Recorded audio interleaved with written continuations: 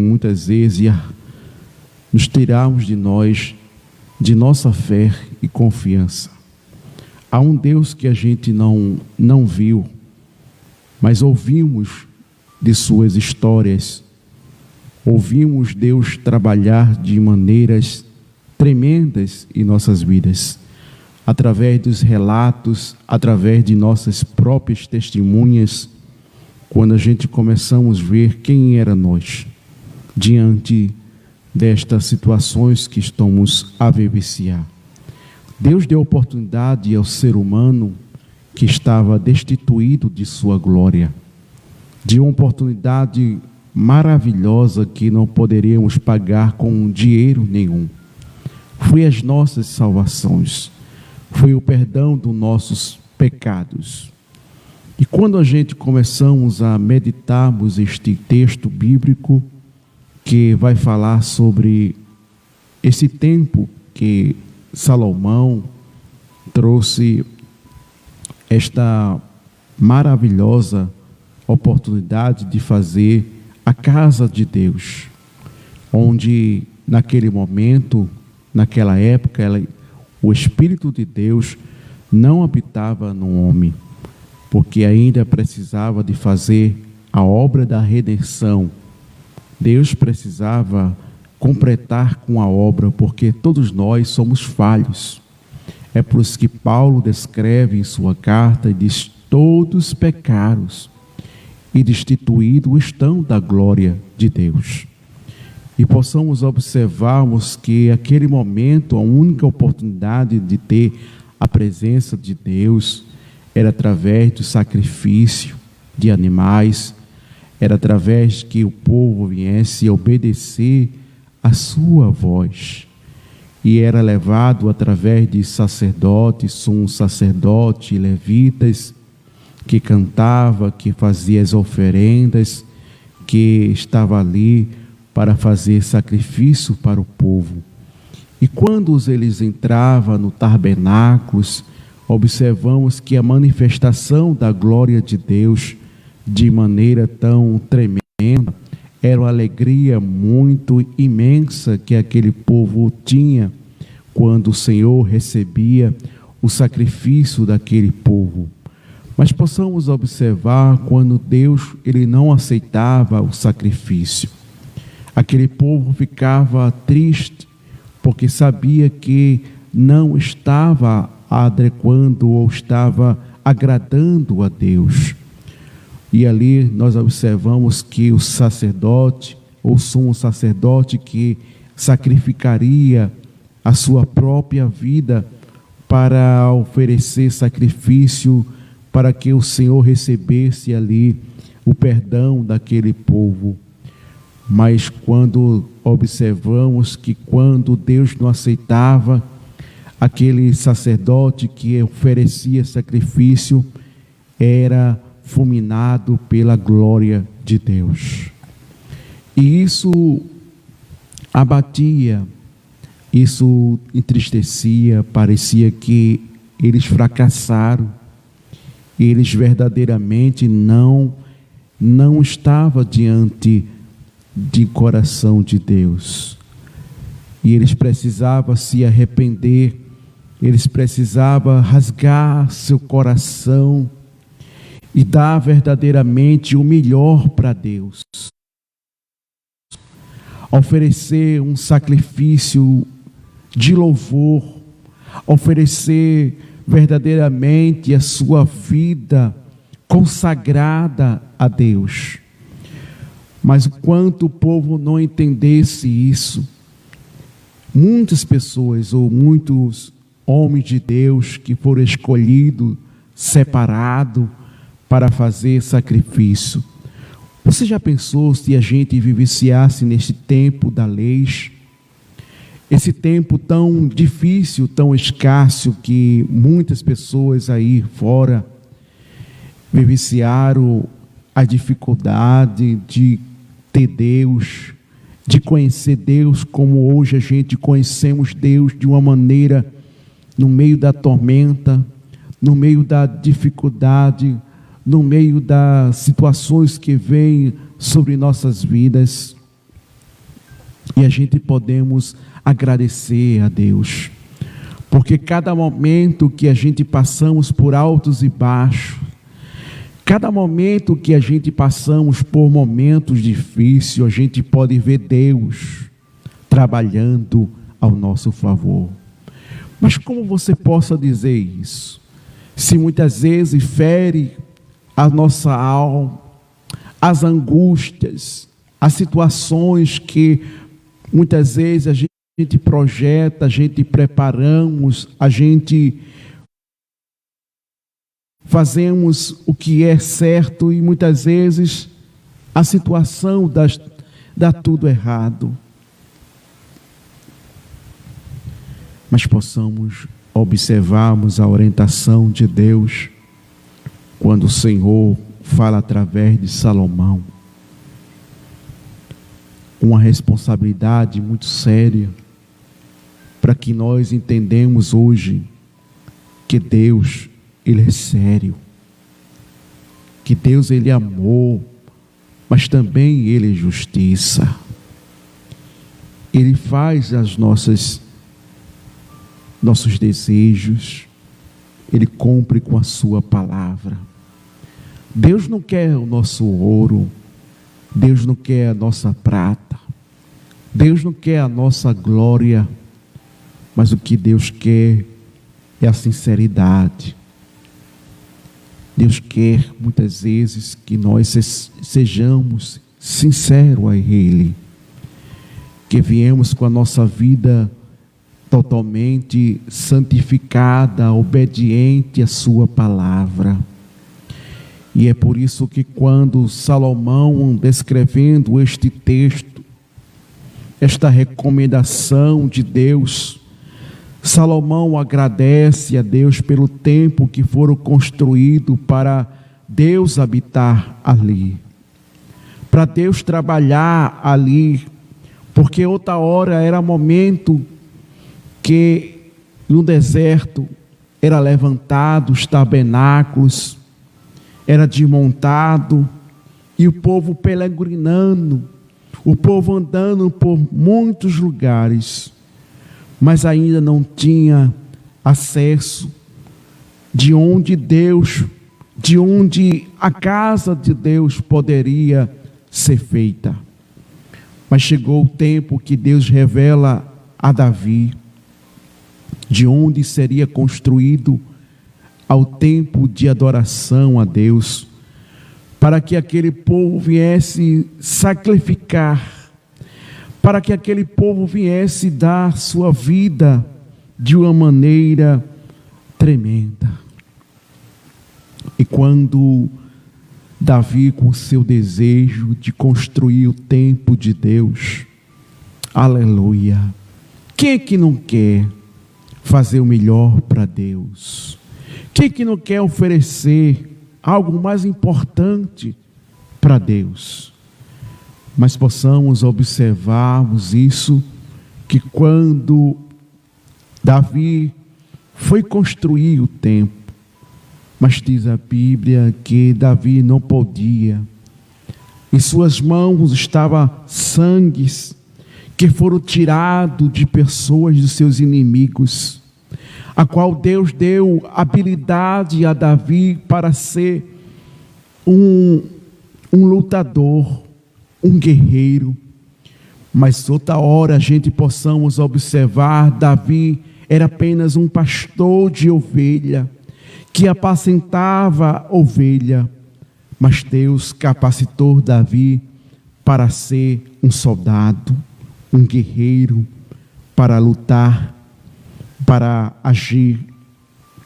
Ele coloca numa posição de um destaque para servir a Deus, para orientar ao seu povo como aquele povo poderia verdadeiramente compreender, entender que tudo que eles conseguiam não era pela força de Davi, não era pela sua habilidade, nem pelo seu conhecimento de lutar, porque outra hora Davi era apenas um pastor de ovelha, mas Deus deu habilidade a Davi para tirar sangue dos seus inimigos, habilitou, preparou Davi para esta missão.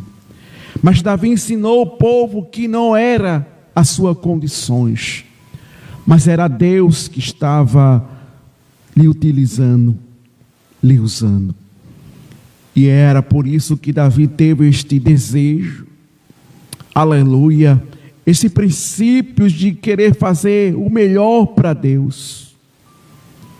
E ele começa a arquitetar, a projetar, conforme Deus orientou, conforme Deus ele projetou, conforme Deus ele deixou tudo no seu devido lugar para Davi construir. Há um tempo de adoração a Deus, mas Davi não podia. Davi já estava na sua velhice, cansado de guerra, cansado de lutar.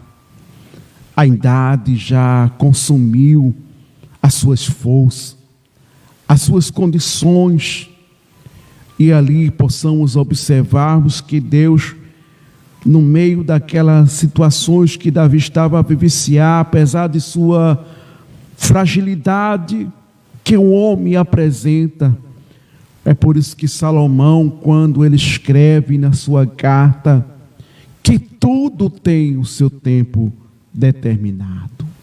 Há tempo para todo o propósito debaixo do céu. E Davi já não tinha mais aquele vigor, aquelas condições, pois um dos seus filhos rebelde, que desobedeceu, que tirou a confiança de Deus e de seu pai, e queria tomar o seu trono para ficar no lugar de Davi. Mas Deus começa a preparar, aleluia, alguém que não estava verdadeiramente para estar no lugar de Davi. Mas o Senhor, Ele surpreende, Ele prepara, Ele arquiteta, Ele projeta e coloca Salomão para estar ali, para trazer verdadeiramente a orientação, apesar de Salomão não ter experiência. Salomão era apenas um jovem, quando nós possamos observar o livro de Cantares. Salomão, ele traz aquelas poesias, porque era um jovem de uma tamanha experiência de sua juventude. Era conquistador de coração, fragilidade. Era alguém que trazia de sua beleza, de seu caráter, de seu pudor, de uma forma que não estava preparado para reinar. Mas quando ele assume esse posto, ao lugar do seu pai, e ali Deus orienta, Davi orienta a Salomão para construir ao templo ali em Jerusalém. E quando ela constrói aquele templo para o seu povo adorar, trazer seu sacrifício, trazer as suas ofertas, trazer o que é de melhor para Deus, e possamos observarmos que Deus, quando Salomão termina, entra no templo, e Deus começa a falar para Salomão, e disse: Salomão, Salomão, eu escolhi este lugar para o meu espírito habitar aqui. E quando ele começa a revelar algo tremendo para o sacrifício a Deus, para que seu povo não viesse peregrinar, mas que ele pudesse adorar a Deus, fazer seu sacrifício a Deus, sem poder viajar, sair corrido daquele lugar. Mas nós vemos que quando Salomão, que estava naquele tempo, Deus começa a falar com Salomão, porque conhecia o coração do homem. Deus conhece o coração do homem, Deus conhece o caráter, Deus conhece a personalidade. Ninguém se esconde de Deus, ninguém, aleluia, foge dos pensamentos de Deus. Mas como Deus conhecia aquele povo, ele disse: se meu povo, que se chama pelo meu nome, se humilhar e orar e me buscar a minha face, e se converter dos seus maus caminhos, aí então eu ouvirei do céu, perdoarei os seus pecados, sararei a sua terra. Mas eles precisavam entender, compreender essa complexidade e este momento especial.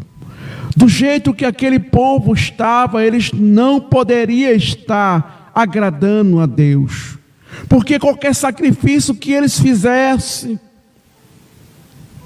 Deus não aceitaria. Mas um inocente que, com seu coração, que sacrificaria a Deus, sairia ali, estirado no chão, consumido pela glória de Deus. Porque o homem em si, ele não tem condições de suportar a glória de Deus. Quando a gente começa a ver, João estava na ilha de Patmos. Quando Deus revelou a João, ele disse: caí como um morto, porque não aguentou a glória de Deus. Mas Deus deu oportunidade para continuar a falar com João ali na ilha de Patmos, porque havia um projeto, havia algo para que fosse revelado a nós, tanto naquela época, como também os dias de hoje que estamos a vivenciar.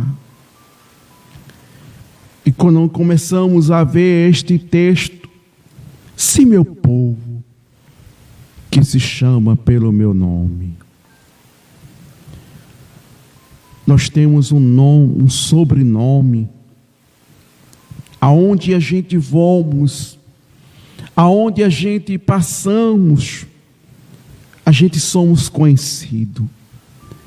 Não é por um carro do ano, não é por uma casa bonita, nem pelas nossas condições financeiras, mas somos conhecidos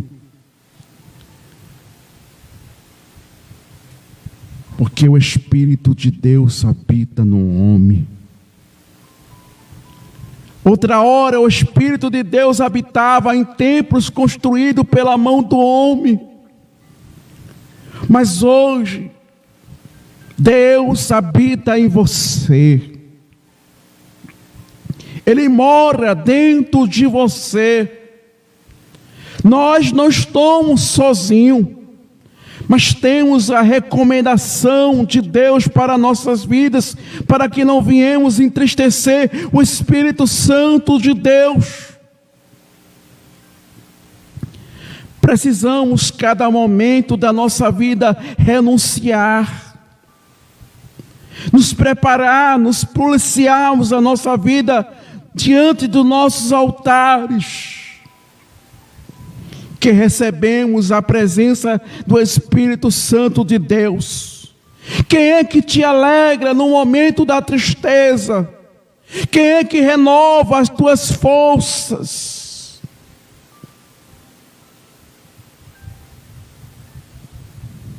Quem é que está ao teu lado quando todos te abandonam? Quando todos te desprezam? Quando ninguém acredita em você, mas o Espírito Santo de Deus acredita em você? Quando no momento da calamidade, do vendaval forte, do temporal, as tempestades que vêm sobre nossas vidas, que muitas vezes queremos perder o controle, queremos desistir, olhar para trás. Mas se meu povo que se chama pelo meu nome se humilhar e orar e me buscar a minha face,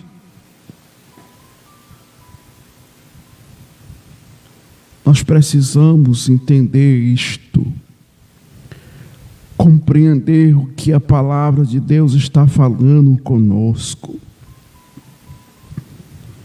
Deus fala conosco. Deus está falando com cada um de nós.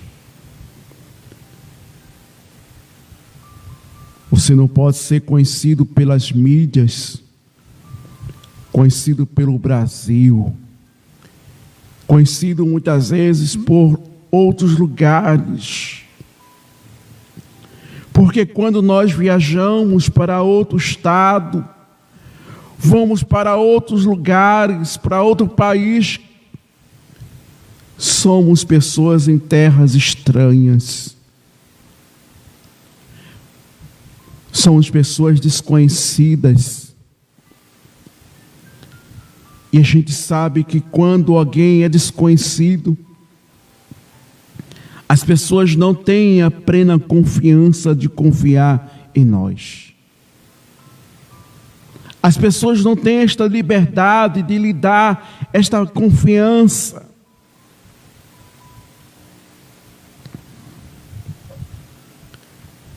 Mas você é conhecido por Deus, porque Ele habita dentro de você. Deus sabe os nossos propósitos. Deus sabe as intenções dos nossos corações. Deus sabe todas as nossas ações. Antes que a gente viesse fazer alguma coisa, Deus já sabia de tudo.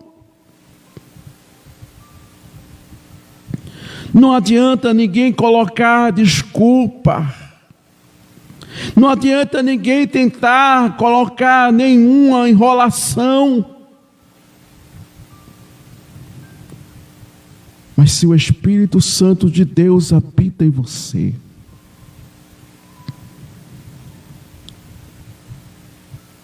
Ele sonda. Ele sabe os nossos passos, os nossos pensamentos. É por isso que Deus recomenda para que se convertemos dos nossos maus caminhos. O homem é mau. O homem tem uma velha natureza. O homem tem princípios que precisa verdadeiramente pedir a Deus para que entre dentro de nós, para que haja perdão dos nossos pecados, para que Deus possa sarar a nossa terra, para que não venhamos perder o Espírito Santo de Deus em nossas vidas.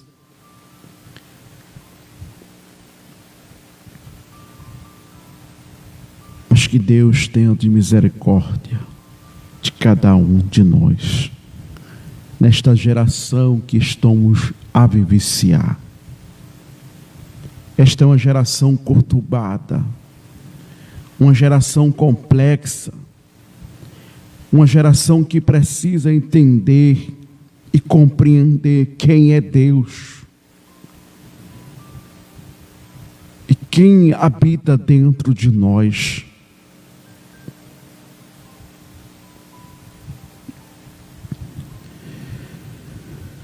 Pai, aqui estamos, Senhor, mais uma vez, a entregar as nossas orações diante de Tua santidade, Deus.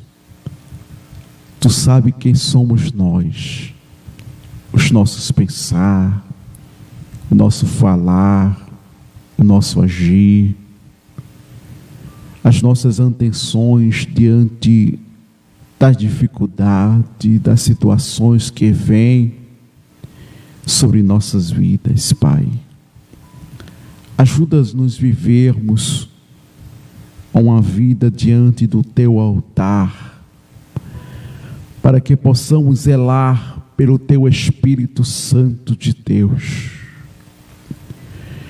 A gente pode ver isso quando Davi traz em sua palavra, num momento de seu pecado, Deus,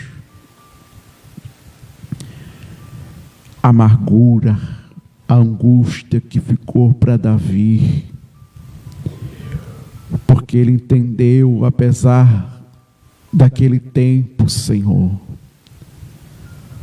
apesar daquela geração que não tiveram esta oportunidade como nós temos os dias de hoje, de uma evolução, de um momento especial, de poder verdadeiramente falar línguas estranhas, de falar mistério, de termos esta dávida, pois aquela geração não tiveram esta oportunidade como nós tivemos, Senhor.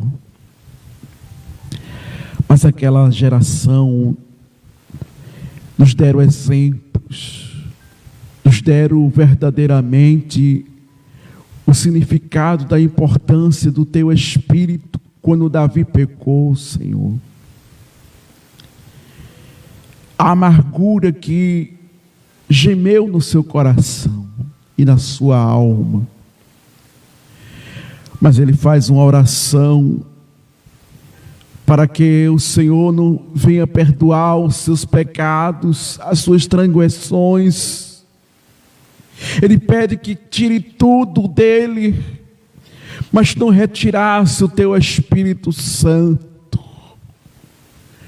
porque é um valor inestimável, não há valor. O ser humano não tem condições de pagar nem pela sua própria salvação.